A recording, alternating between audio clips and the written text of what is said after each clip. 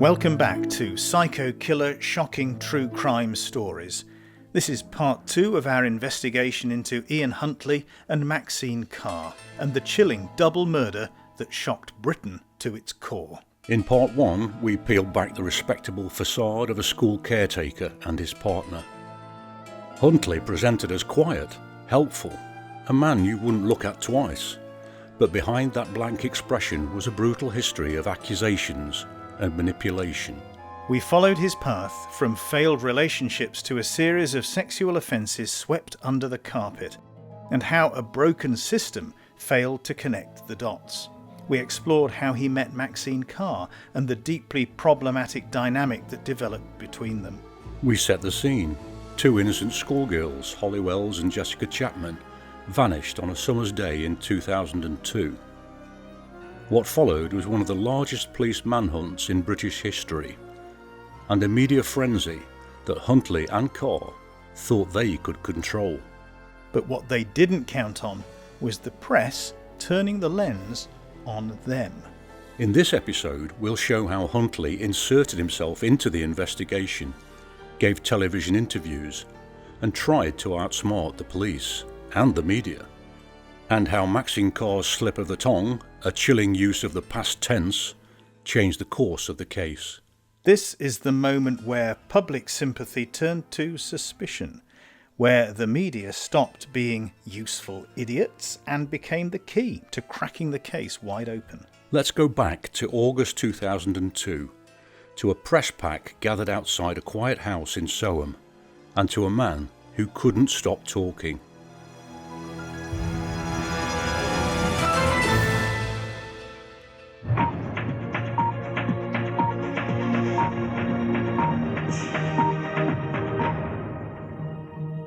Good evening. Police in Cambridgeshire have staged a reconstruction of the last known movements of Holly Wells and Jessica Chapman. As news of Holly and Jessica's disappearance broke, the town of Soham became ground zero for frantic media activity.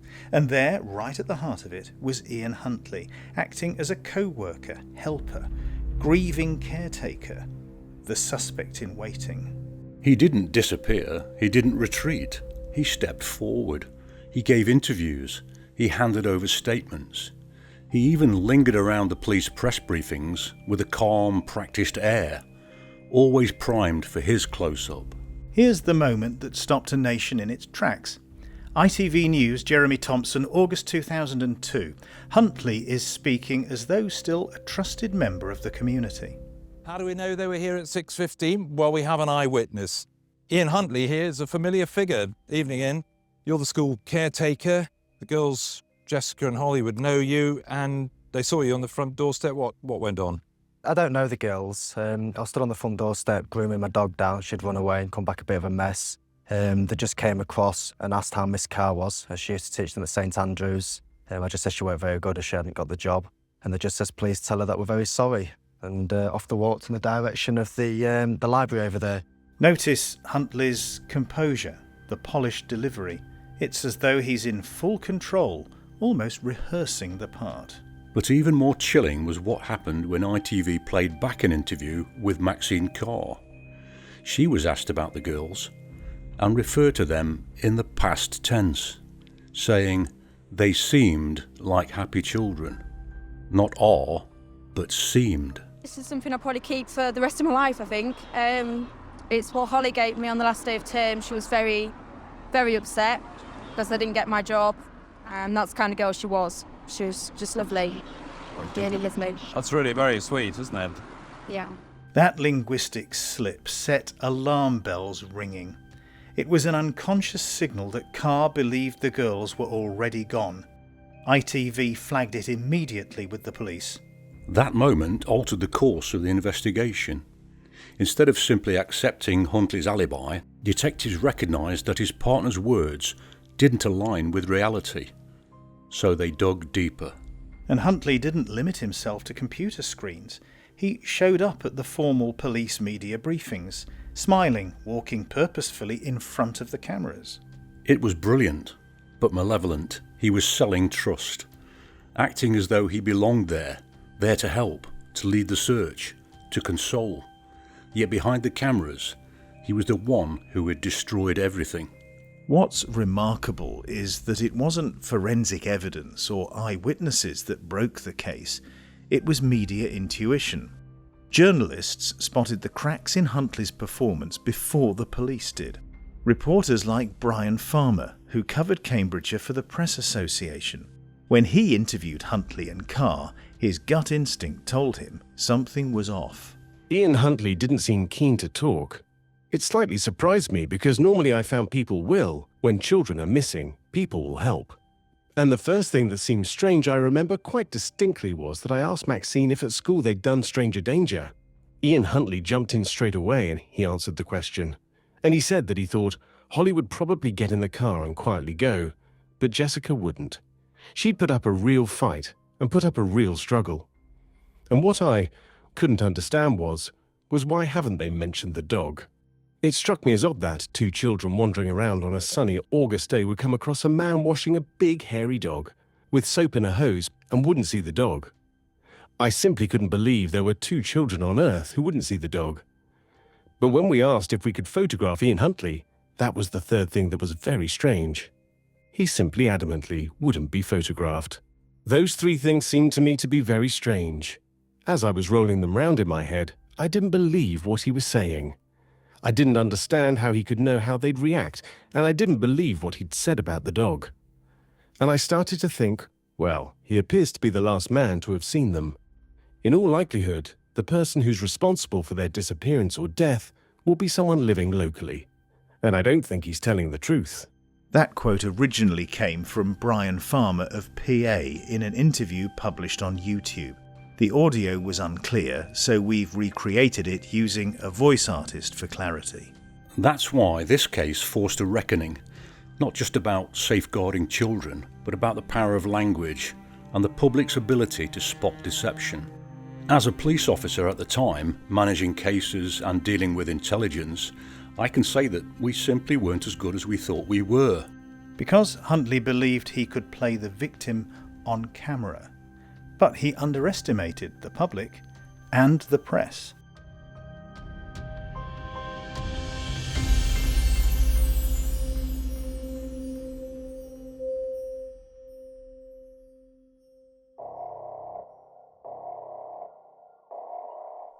On the 17th of August 2002, 13 days after Holly Wells and Jessica Chapman disappeared, the police made a devastating discovery. Two burned, decomposing bodies were found in a shallow ditch near RAF Lakenheath, around 10 miles from Soham. It is almost exactly 2 weeks since Holly Wells and Jessica Chapman disappeared from this town, sparking a massive inquiry to find them. It is with great sadness that I have to tell you the following news.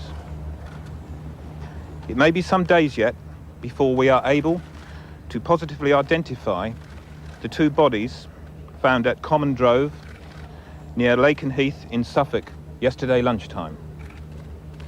However, we are certain, as we possibly can be tonight, that they are those of Holly and Jessica. Holly and Jessica's families have been told this terrible news. That very same day, Ian Huntley and Maxine Carr were arrested at a police station in Cambridgeshire on suspicion of murder and perverting the course of justice. Just like that, the helpful caretaker and the grieving girlfriend were unmasked. On remand, Huntley underwent rigorous psychiatric analysis. Their conclusion?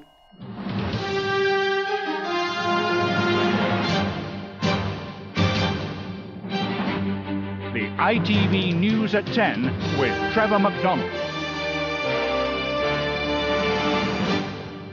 Good evening. The school caretaker charged with murdering Holly Wells and Jessica Chapman will stand trial after all, probably next summer.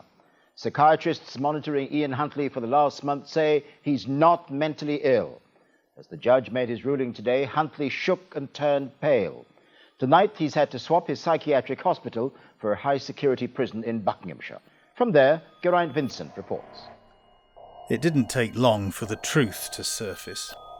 Huntley had a disturbing history, one that should have set off alarm bells long before he ever got near a school. During the trial, it emerged that Huntley had been investigated by police multiple times in the 1990s for allegations of sexual relations with underage girls, indecent assault and even rape. None led to convictions, largely due to lack of evidence or dropped charges, but the pattern was there. It was a damning timeline, 7 allegations in all. And yet, when he applied for the job as school caretaker at Soham Village College, none of this appeared in his background checks. The vetting system had failed catastrophically. A man with an established history of inappropriate contact with teenage girls had slipped through the net. During the trial at the Old Bailey in December 2003, Huntley pleaded not guilty to murder, claiming the deaths were accidental. He said that Jessica had died while trying to help her friend Holly after she fell and was knocked unconscious in the bathroom. The jury saw through it. Cruel and merciless, the words used by the judge to describe Ian Huntley, tonight entering Belmarsh Prison as a convicted double-child murderer. His claims Holly Wells and Jessica Chapman met their deaths accidentally were brushed aside by a jury convinced he'd taken their lives deliberately. For 16 months, the parents of the two 10-year-olds had lived with the pain of their loss. Today, they would see justice. After 27 days of evidence, Ian Huntley was found guilty on both counts of murder. He was sentenced to 2 life terms, with a recommendation that he never be released. The judge described him as a danger to children and a grave risk to the public. And Maxine Carr? She wasn't in Soham on the day of the murders, but she played a critical role in trying to protect Huntley. She provided him with a false alibi, claiming she was at home with him the night the girls disappeared. Carr later admitted to lying to protect Huntley because she feared losing him. She was charged with perverting the course of justice and assisting an offender. In court, she pleaded guilty to the first and not guilty to the second. Her plea was accepted. She served 21 months in prison. When she was released, she was given a new identity under a lifelong anonymity order. The public reaction was fierce. Many couldn't understand how she could have aided a child killer. Others believed she was manipulated, an emotionally dependent woman under the sway of a calculating partner. We'll explore that question in more depth shortly. Was Maxine Carr a classic enabler, or was she herself a victim of coercive control? But first, let's examine Ian Huntley in more detail. Using the Hare Psychopathy Checklist revised, we'll assess whether his actions fit the profile of a clinical psychopath, and what that can tell us about his mindset in the days and weeks leading up to the murders. We've seen Ian Huntley exposed as a manipulator, a liar and a murderer. But was he a psychopath in the clinical sense of the word? That's what we're going to explore now using the gold standard tool, the Hare Psychopathy Checklist Revised, or PCLR. Developed by Canadian psychologist Dr. Robert Hare, this 20-item checklist assesses interpersonal, affective, lifestyle and antisocial traits, all linked to psychopathy. Each item is scored 0, not present, 1, somewhat present, or 2, clearly present. A score of 30 or above out of 40 suggests clinical psychopathy in the UK. In the US, the threshold is slightly lower, usually around 25. Let's break it down, item by item. 1. Glibness, superficial charm. Huntley was known to come across as polite, helpful and calm. Teachers and neighbours said he blended in. He even gave media interviews, feigning concern about the missing girls. But this charm masked a darker intent.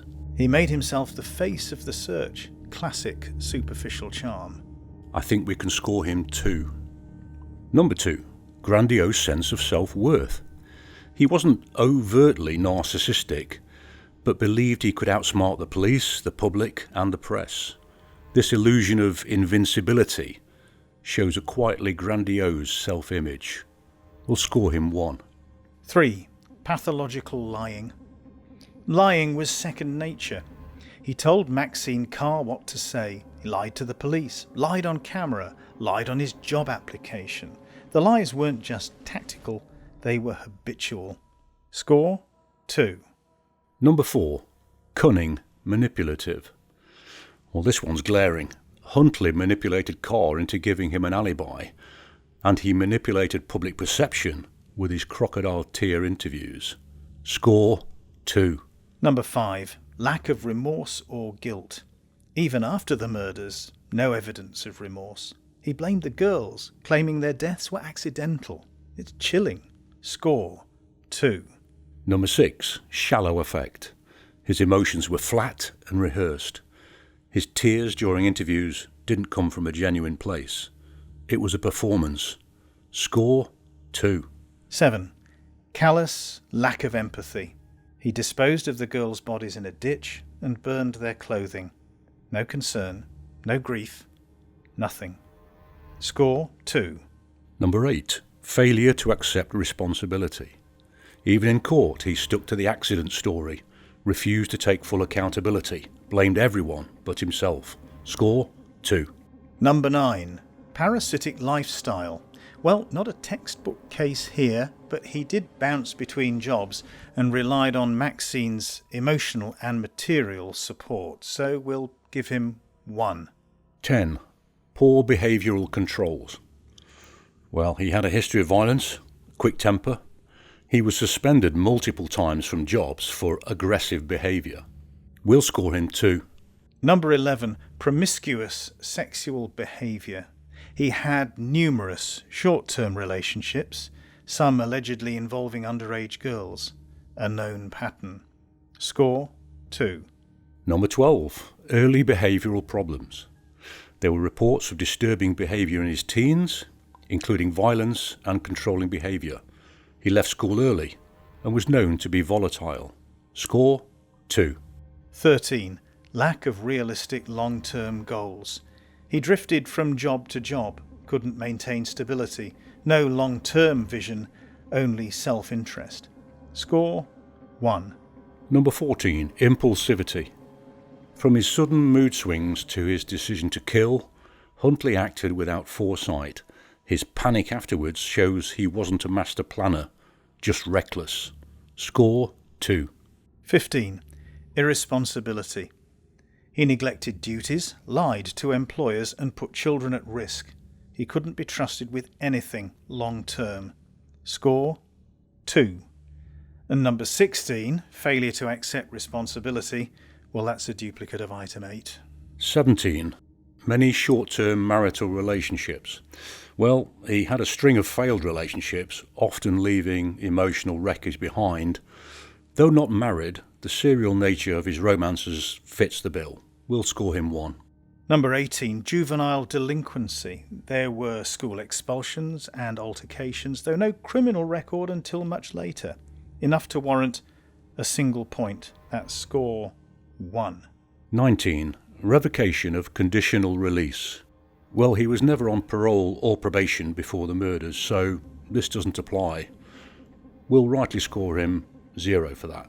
And finally, number 20, criminal versatility. From sex offences to murder to obstruction of justice, he spanned multiple categories of criminality. Score 2.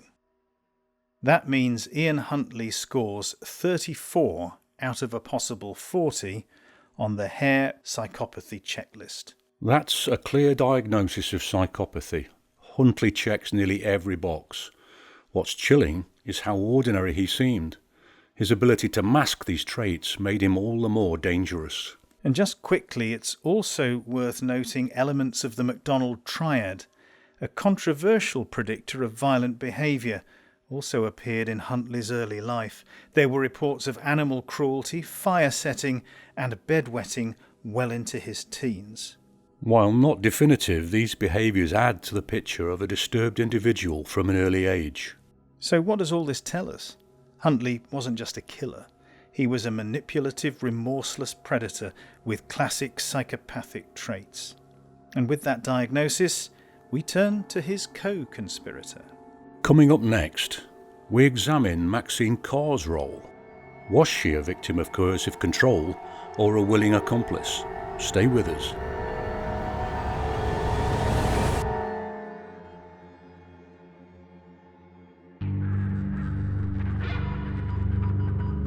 Earlier in this episode, we questioned whether Maxine Carr was a classic enabler, a woman who lied to protect Ian Huntley and gave him the cover story he needed in the days after the murders.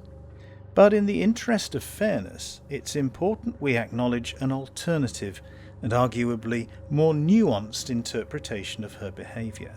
That's right, because while her actions, lying to the police, providing an alibi, did assist a murderer, there's a credible case to be made that Maxine Carr wasn't simply complicit. She may even have been coerced. She may even have been one of Ian Huntley's earliest victims. Carr was just 22 when she met Huntley. She was a teaching assistant in a local school and by most accounts a shy, insecure woman with low self-esteem. She came from a difficult background and was described by friends as someone who sought approval, particularly from older, dominant men. And of course Huntley was exactly that. On the surface, charming, but underneath, controlling, possessive, unpredictable. He reportedly isolated her from friends and family, dictated what she wore, and humiliated her in front of others. That's coercive control, textbook. Carr later said that when she considered leaving Huntley, he would become manipulative and emotionally abusive. There were allegations that he monitored her phone calls and movements, and like many victims of coercive control, she found herself increasingly dependent on him, emotionally, financially, and psychologically. In interviews, she said she believed Huntley loved her, that she lied for him because she thought it would bring them closer, not because she wanted to protect a killer, but because she was terrified of losing the one person she thought cared for her. That's what coercive control does. It warps your perception of safety and loyalty. Victims go to extraordinary lengths to maintain a twisted sense of stability, even when that stability is abusive. One of the big questions is, did Maxine Carr know the girls were dead when she gave him an alibi? The prosecution never proved she did. She wasn't present in Soham at the time of the murders. She was visiting her mother in Grimsby. Huntley called her afterwards, sounding panicked. She claimed she believed he'd done something, but not that. When interviewed, she said she thought maybe there had been an accident, that he'd panicked and needed her support. So she told the police they were together that night, thinking she was helping someone she loved, not covering for a double child murderer.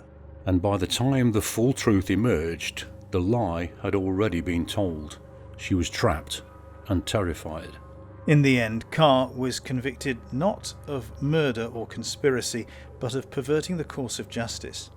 She served just over a year in prison, but the public didn't forgive her. In many people's eyes, she was just as guilty as Huntley. There were protests outside the court, outrage in the tabloids. When she was released, she was granted lifelong anonymity because of the sheer volume of death threats. Yet some legal scholars and domestic abuse advocates argued the punishment she received was disproportionate, particularly when viewed through the lens of coercive control. The law didn't have the vocabulary or legal framework in 2003 to fully understand what she may have endured. And if we view Maxine Carr not just as an accomplice, but as someone who'd be manipulated, intimidated, and psychologically broken down by this coercive partner, the whole picture shifts. It doesn't make what she did right, but it does raise hard questions about justice, about agency, about how we view women who support violent men. Are they partners in crime or prisoners of the same abuser? Maxine Carr might not be innocent, but she may not be the villain that many people believe she is either. The truth, as ever, is complicated. And perhaps that's the hardest thing to accept, that in the darkest crimes, the lines between victim and perpetrator can sometimes blur.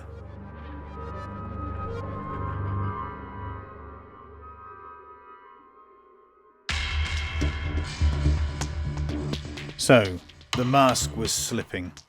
The moment Huntley stepped in front of the TV cameras and Carr described Holly and Jessica in the past tense, suspicion began to harden into certainty.